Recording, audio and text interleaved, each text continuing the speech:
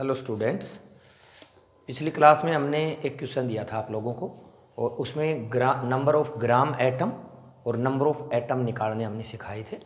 तो सबसे पहले मैं ये बताना चाहता हूँ कि नंबर ऑफ ग्राम एटम जो हमने आप लोगों को निकालने सिखाए उसका फॉर्मूला क्या था। गिवन वेट नीचे लिखा हमने ग्राम एटॉमिक वेट, और ये जो गिवन वेट है ये ग्राम में होना चाहिए।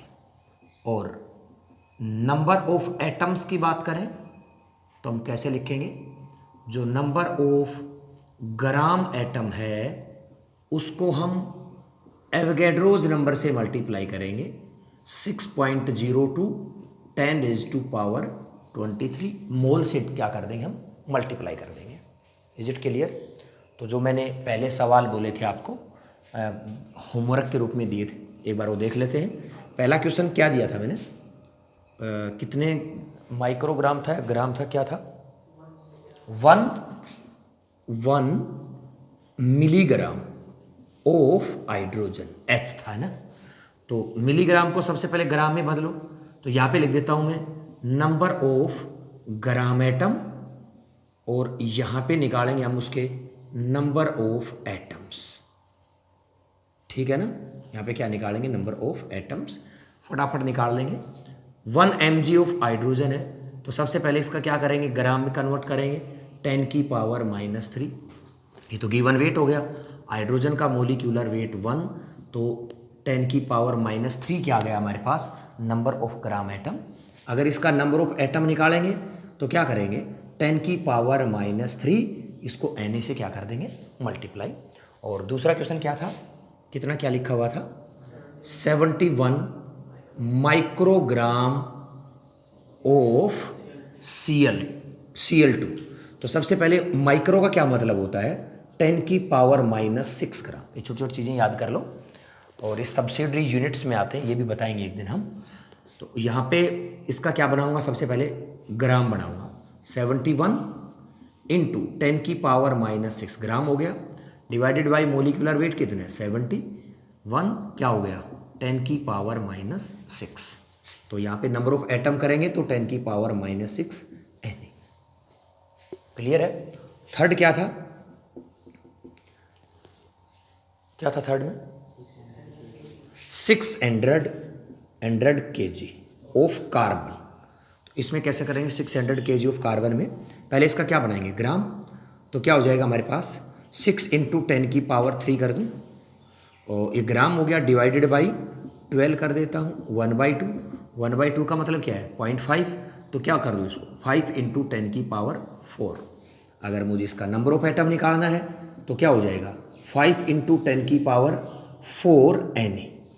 ठीक है ना। एक और दिया था क्वेश्चन मैंने, जो क्या था, 28 ग्राम N2 था। तो गिवन वेट ग्राम में ही है, इसका एटॉमिक वेट कितना बनेगा, 28। तो क्या आया, इसका 1 आया। अगर मुझे इसका ये निकालना है नंबर ऑफ एटम तो क्या हो जाएगा, Na हो जाएगा, एवोगैड्रोज नंबर के बराबर हो जाता है, 1 मोल के बराबर हो जाएगा। ये क्लियर? उसके बाद में देखेंगे हम AMU क्या होता है, एटॉमिक मास यूनिट। मैंने बता दिया था वैसे AMU भी, थोड़ा सा और उसके बारे में डिस्कस करते हैं कि AMU एटॉमिक मास यूनिट क्या होता है, उसको भी एक बार हम देख लेते हैं। ठीक है ना। देखो AMU का मतलब क्या होता है, एटॉमिक मास यूनिट, इसको ये बोल देते हैं। और मैंने कहा किसी का भी अगर एटॉमिक मास यूनिट निकालनी होती है, एटॉमिक मास निकालना होता है, तो उसको हम, ये AMU जो होता है ना, ये एक एटम का मास होता है। ये मैंने पहले भी बता दिया था। जैसे मैंने ये कर दिया है सोडियम किया, तो सोडियम का अगर मुझे एक का एटॉमिक मास यूनिट निकालनी है, अगर मैं AMU बोल देता हूँ, इसका मतलब एक एटम का मास है। तो सोडियम का कितना हो जाएगा, 23 AMU। ये एक मोल का नहीं है। अगर एक मोल का निकालना होगा ना तो उसको बोलते हैं gram atomic mass. Gram atomic mass, जो मैंने ग्राम एटॉमिक मास का नाम लिया, इसमें ये वर्ड छिपा हुआ है कि ये एक मोल का एटॉमिक मास है। और मोल का एटॉमिक मास कैसे हो जाता है, मैंने कहा था इसी को हम ग्राम में एक्सप्रेस कर देंगे। ये एक एटम का है, एक मोल एटम का है। कैसे एएमयू को ग्राम में कन्वर्ट किया जाता है ये देख लो आप एक बार। एएमयू का मतलब होता है, एएमयू का क्या मतलब होता है, 1/Na होता है, Na ग्राम होता है। और इसकी वैल्यू 1.6 इंटू 10⁻⁻27 kg है। इसको आप डायरेक्ट क्या कर लो, याद भी कर लो, ठीक है ना। तो अगर मुझे इसी को कन्वर्ट करना है तो जो मेरे पास जो 23 जो है ना AMU, ये कितने का है मास, एक एटम का। क्लियर है। अगर मुझे यहाँ पे लिख दूँ mass of 1 atom is equal to 23 और मास ऑफ 1 मोल एटम बोलो कितना होगा 23 Na। और AMU, अगर मैं इस AMU को क्या कर देता हूं, ग्राम में कन्वर्ट करना चाहता हूं, तो क्या मैं इसकी जगह 1/Na कर दूं तो मेरे पास कितना हो गया 23 ग्राम। तो मैंने जब ग्राम एटॉमिक मास लिखवाया तो मैंने यही कहा कि जो एटॉमिक मास यूनिट जो होता है ना उसको आप डायरेक्ट किस में लिख दो, ग्राम में लिख दो। क्या ये बात क्लियर है। जब भी एटॉमिक मास यूनिट का नाम आता है इसका मतलब एक एटम का मास है। जब भी ग्राम एटॉमिक मास यूनिट का नाम, ग्राम एटॉमिक मास का नाम आता है, एक मोल एटम का है। और एक मोल को हम अगर ग्राम में कन्वर्ट कर देते हैं तो डायरेक्ट हम इसको AMU को ग्राम ही लिख देते हैं। मैंने आपको एक्सप्लेन करके बताया कि किस तरीके से है, आपको ये सब चीज़ें करने की ज़रूरत नहीं है। AMU एक का होता है, मोल का करना है तो उसके सामने G लगा देंगे, ग्राम लिख देंगे, वो डायरेक्ट क्या हो जाएगा हमारे पास एक ग्राम, एक मोल का क्या हो जाएगा एटॉमिक मास हो जाएगा, जिसको हम क्या बोल देते हैं, ग्राम एटॉमिक मास बोल देते हैं। क्लियर है। एक छोटा सा क्वेश्चन करें इस पे, लिख लो, एक छोटा सा क्वेश्चन लिखो। Weight of 50 atoms, weight of 50 atoms of an element is 3000 AMU। 3000 AMU क्या है, मास है कितने का, 50 एटम का। क्या हम एक एटम का मास निकाल सकते हैं, बिल्कुल। क्या हम एक मोल का निकाल सकते हैं, बिल्कुल। अगर मोल का निकाल देंगे तो क्या हो जाएगा, वो ग्राम एटॉमिक मास हो जाएगा। इज इट क्लियर है। आगे लिखो, calculate number of atoms and number of gram atom in 240 gram of the element, in 240 gram of the element। कुछ नहीं पूछा मैंने, 240 ग्राम एलिमेंट में नंबर ऑफ ग्राम एटम और नंबर ऑफ एटम पूछा है, ठीक है ना। दिया हुआ क्या है मेरे पास, mass of 50 atom is equal to 3000 AMU। Mass of 1 atom, एक एटम का निकाल दूं, 3000/50 इज इक्वल टू कितना हो गया 60 AMU। क्या मैं, ये मेरे पास एक एटम का है तो क्या मैं एक मोल एटम का निकाल दूं, 1 मोल एटम का, मतलब मास ऑफ 1 मोल एटम, जिसको मैं क्या लिखूंगा, ग्राम एटॉमिक मास, कितना हो जाएगा 60 ग्राम। क्या मेरे पास ग्राम एटॉमिक मास हो गया 60 ग्राम। क्लियर है। अब क्या निकालना है मुझे, number of gram atom. Number of gram atom का फॉर्मूला क्या होता है, गिवन वेट। गिवन वेट कितना दिया हुआ है, 240 दिया है, 240 में तो निकालना है। और ग्राम एटॉमिक मास कितना है 60, तो कितना हो जाएगा 4 हो जाएगा। ये मेरा आंसर हो गया एक तो। और दूसरा नंबर ऑफ एटम्स निकालना है। नंबर ऑफ एटम्स तो हम कैसे निकालेंगे, 4 × Na। और इसको ये भी कर सकता हूँ 4 × 6.02 × 10⁻23। तो मैं इसको डायरेक्ट ये भी लिख सकता हूँ 2.4 × 10⁻24 हो जाएगा, क्योंकि ये 24 आएगा तो 2.6 लिख दिया है। ये मेरे पास नंबर ऑफ एटम्स हैं। आप इसको क्या कर लो, एक बार अच्छे से नोट करो।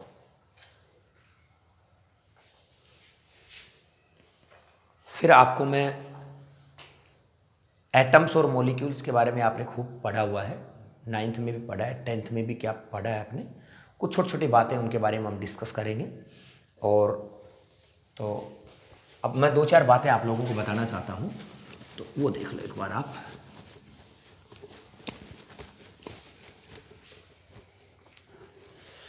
ये आपको पता ही है कि अगर मैं S8 लिख देता हूँ तो मॉलिक्यूल है, सल्फर लिख देता हूँ तो एटम है, और CH4 लिख दिया तो मॉलिक्यूल है, कार्बन अकेला लिख दिया तो एटम्स है। ये सब चीज़ें हमें पहले से ऑलरेडी पता होती हैं। तो अब सिंपल सी बात क्या है कि अभी जो मैं आप लोगों को एक टॉपिक जो बताऊंगा उसका नाम है मोलिक्यूलरिटी। लिखो मोलिक्यूलरिटी। और मोलिक्यूलरिटी का क्या मतलब होता है लिख लो एक बार आप, लिखो total number of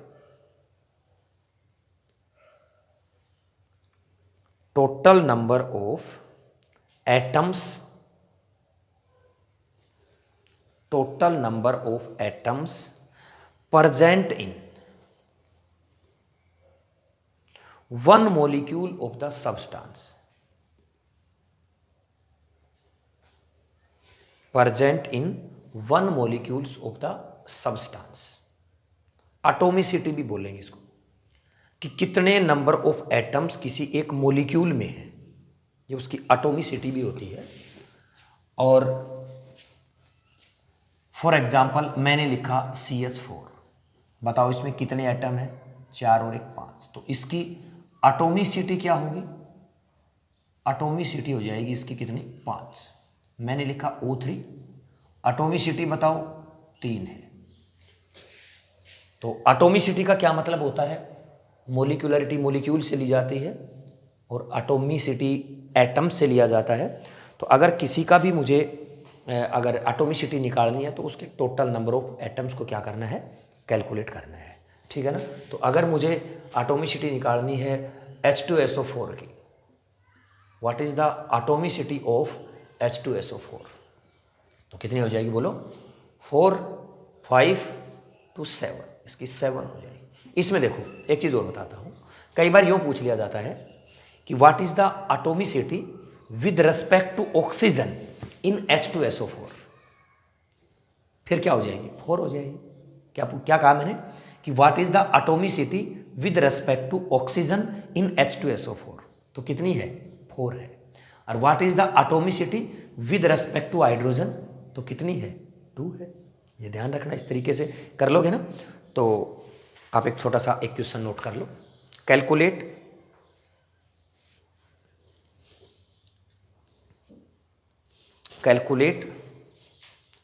the atomicity of following, atomicity of following, ठीक है ना। तो सबसे पहला आप लिख लो, इसमें छोटे छोटे बताने लग रहा हूँ। ग्लूकोज, ये इनके फॉर्मूला भी याद करते रहना आप। ग्लूकोज क्या होता है, C6H12O6। नंबर 2 सुक्रोज, क्या फॉर्मूला होता है, C12H22O11। एक और लिख लेता हूँ, ऑक्जेलिक एसिड डाइहाइड्रेटेड, ऑक्जेलिक एसिड डाइहाइड्रेटेड, ये क्या होता है, इस तरीके से होता है, COOH इंटू 2H2O। तो इसको ज़्यादातर यूँ भी लिख देते हैं C2H2O4 इंटू 2H2O। तो इसकी भी हमें क्या निकालनी है, एटॉमिसिटी निकालनी है, ठीक है ना। एक और की निकालो आप, किसकी निकालोगे, KMnO4 की निकाल दो, KMnO4 की। 5वें की निकालो आप, किसकी निकालोगे, मोहर साल्ट की निकाल दो, मोहर साल्ट। इसका फॉर्मूला क्या होता है मोहर साल्ट का, फेरस अमोनियम सल्फेट NH4 की ट्वाइस SO4 इंटू 6H2O। सुनो, कई बार ये पूछ लिया जाता है कि how many waters of crystallization in Mohr salt? How many waters of crystallization in Mohr salt? तो आप क्या लिखोगे, ये क्रिस्टलाइजेशन ऑफ वाटर है, ये क्रिस्टलाइजेशन है। अगर पूछा जाए तो आप कितना बताओगे, 6 बताओगे, ठीक है ना। तो इनकी हम क्या देखते हैं, एक बार मोलिकुलरिटी निकालते हैं, एटॉमिसिटी बताते हैं इनकी सभी की। तो देखो बस कुछ नहीं करना है, 6 ईयर 12 और 12 कितना हो गया, 24। इसमें देखो आप 12 और 11 कितना होगा, 23, 22 कितना हो गया, 45। इसमें देखो 2 और 2 4 8 तो ये हो गया, और यहाँ पे ऐसे लिख लिया करो 8 प्लस यहाँ पे कितना है, इसमें कितना होता है 3, 2 3 कितना हो गया 6, बोलो कितना हो गया 14, ये कितना हो गया हमारे पास 14। देख लेना एक बार कैलकुलेट करके, गलत मत करना। 4 5 और 6, इसमें कितना हो गया 6। इसमें देख लो 1 2 और 4 कितना हो गया 6, तो ये हो गया 6, कितना हो गया 10 11 और इसमें कितना होता है 4 5 10 21, तो ये हो गया मेरे पास टोटल 21 प्लस इसमें क्या हो गया 6 × 3 18, ये हो गया। तो ये टोटल कितना हो गया मेरे पास 39, कितना हो गया 39। अगर इसमें विद रेस्पेक्ट टू ऑक्सीजन पूछा जाए कि what is the atomicity with respect to oxygen, तो कितना हो जाएगा 4 और ये कितना हो गया 6, तो 4 और 4 कितना हो गया 8 और 6 कितना हो गया 40, ठीक है ना। इस तरीके से हमें क्या निकालनी है, एटॉमिसिटी निकालनी है, ठीक है ना। तो उसके बाद नोट करो, एक छोटी सी चीज़ नोट करो, classification of substance, classification of substance on the basis of molecularity, classification of substance on the basis of molecularity, molecularity के आधार पे सब्सटेंस को, सबसे पहला है mono atomic substance, mono atomic substance. और मोनो एटॉमिक सब्सटेंस क्या होता है, जिसके अंदर एक एटम होता है ना। तो मोनो एटॉमिक सब्सटेंस में लिखो molecules contains only single atom,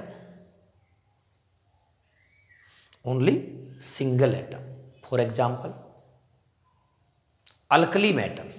periodic table के अंदर जो पहला जो एस ब्लॉक का जो पहला ग्रुप है, उसमें जितने भी होते हैं सब क्या है, सारे के सारे अल्कली मेटल है ना। उनके अंदर सभी के अंदर एक एक एटम है केवल। दूसरा लिख लो अल्कलाइन अर्थ मेटल, सेकंड वाला भी क्या है, अल्कलाइन अर्थ मेटल में भी सारे के सारे क्या है, मोनो एटॉमिक है। इनर्ट गैसेज क्या है, इनर्ट गैसेज होते हैं।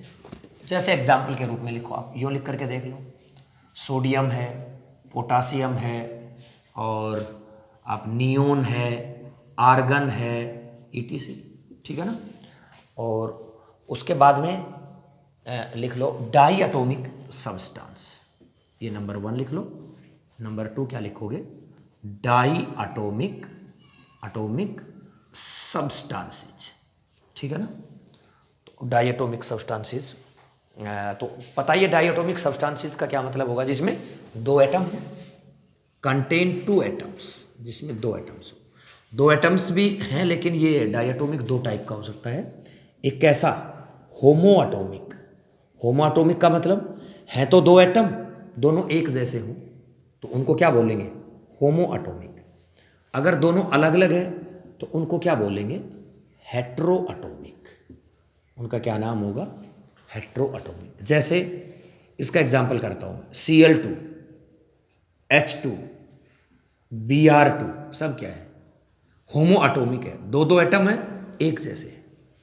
इसमें लिखूंगा मैं HCl, NaCl, HBr, सब क्या है, 2 एटम है लेकिन डिफरेंट है। देखो हाइड्रोजन अलग है, क्लोरीन अलग है, सोडियम अलग है, क्लोरीन अलग है, तो इनको क्या बोलते हैं, हेट्रो एटॉमिक मॉलिक्यूल्स बोल देते हैं। क्लियर है।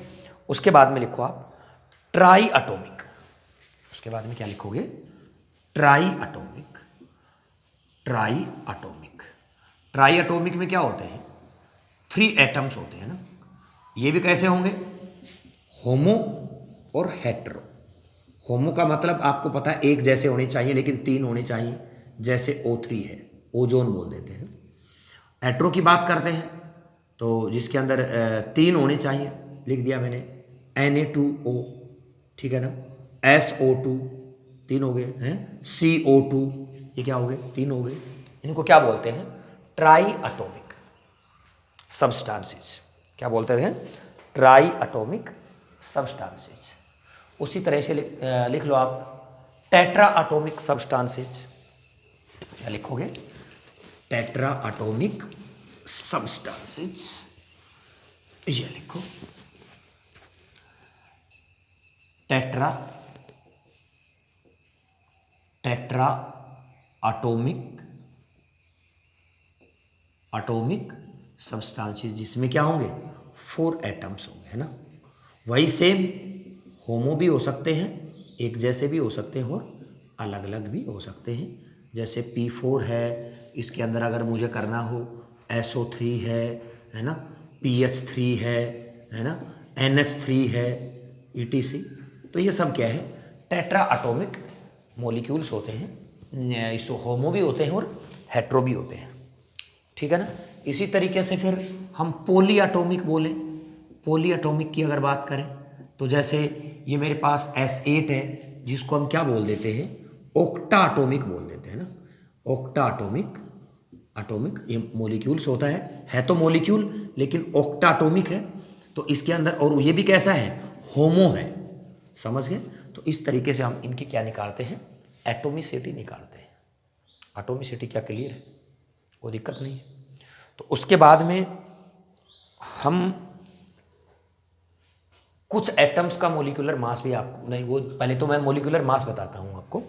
तो अगला जो हमारा टॉपिक रहेगा मोलिकुलर मास का है, और इस लेक्चर में इतना ही है, बाकी हम नेक्स्ट लेक्चर में देखेंगे। Thank you.